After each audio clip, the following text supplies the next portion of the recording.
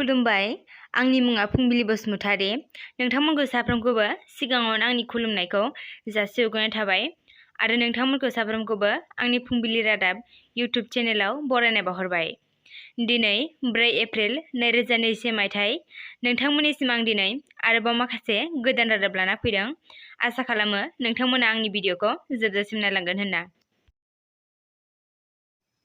चिरां जिल्ला एक्स NDFB welfare एस'सिएशनआ फैबाय थानाय बिधानसभा बिसायख'थियाव 2020 मायथाइनि 2 जानुवारि खालि जालांनाय गोजोन गोरोबथानि मेम'रेन्डाम अफ सेटेलमेन्टनि 9.2 दफायाव होनाय बादि एक्स एनडिएफबि फोरनि रिहेबिलिटेसन आरो एक्स ग्रेटियानि खामानिखौ आबुङै मावफुंनांगौनि थांखिजों प्रमद बर' दैदेननाय इउपिपिएल दोलोजों थोंजोङै मदद होनो थांखि लानायखौ चिरां जिल्लानि बेंटलाव खौरांगिरि मेलजों फोसावो।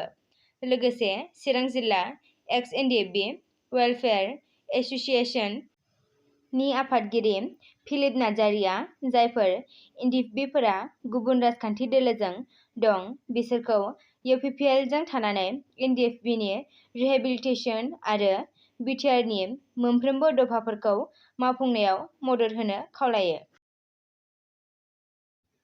तामुलपुर बियाबाव भारतनि गाहाय मन्थ्रिया जौस्राङाव बिबुंथि लाखिबाय थानाय समाव जौस्रांनिफ्राय सासे मेलाव बाहागो लाफैनाय सुबुंनि देहा गाज्रि जानायखौ नुहुरना गावनि बिबुंथिखौ दोनथ'ना जौस्रांनिफ्राय गावजों फैफानाय गावनि मेडिकेल टीमखौ मदि बिथाङा देहा गाज्रि जानाय सुबुंखौ नायनो बिथोन होयो।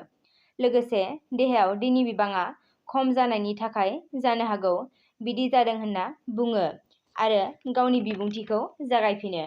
बिबुंथियाव गाहाय मन्थ्रि मदिआ लाइमोनफोरखौ बिजेपिनो भट होनो थाखाय खावलायदों। जम्मु काश्मीरनि शपियानाव भारतनि रैखाथि हान्जा आरो उदखारिफोरनि गेजेराव गावलायलायनाय जागासिनो दं। गावलायलायनाया मोनसे लांदां जायगा हाग्राबारियाव जादों। जायगायाव साब्रै-साबा उदखारिफोर थानायनि सन्देह खालामदों।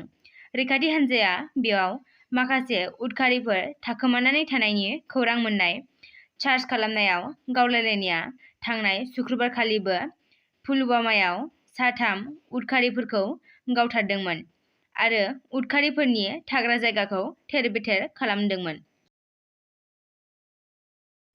छत्तीसगढ़नि बिजापुर जिल्लायाव रौनिया हान्जा आरो नक्सलिफोरनि गेजेराव गावलायलायनाय जायो। डिजिपिनि बुंनाय बादिब्ला गावलायलायनायाव सा-5 जवान मुंख्लं जादों आरो सा-12 जवानफोरा खहा जादों। मुंख्लं जानायनि अनजिमाया सा-10 सिम जानो हागौ होनना डिजिपि डि.एम. अवस्थीआ बुङो। 3 घन्टासिम उदखारिफोरजों गावलायलायनाय जायो।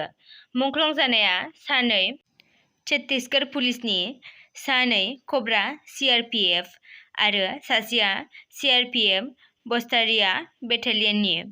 एनकाउन्टार जानाय जायगायाव सासे नक्सली आइजोनि गोथै सह'बो मोननाय जादों। दा लन्टपनि मोनसे इन्टारभिउआव हिमन्त बिश्व शर्माया गावनि मास्क गानैखौ सोंथि दैखांनायाव आसामाव मास्क गाननांला होनना बुङो। दिनैनि दिनाव आसामाव कर'ना गैला आरो मास्क गानना मानो गिनाय सोमजिहोनो होनना बुङो। दानि दिनाव रांखान्थिखौ जौगाहोनायासो गोनां। आसामनि इक'नमिया 18-19% बांगासिनो दं होनना बुंबावो।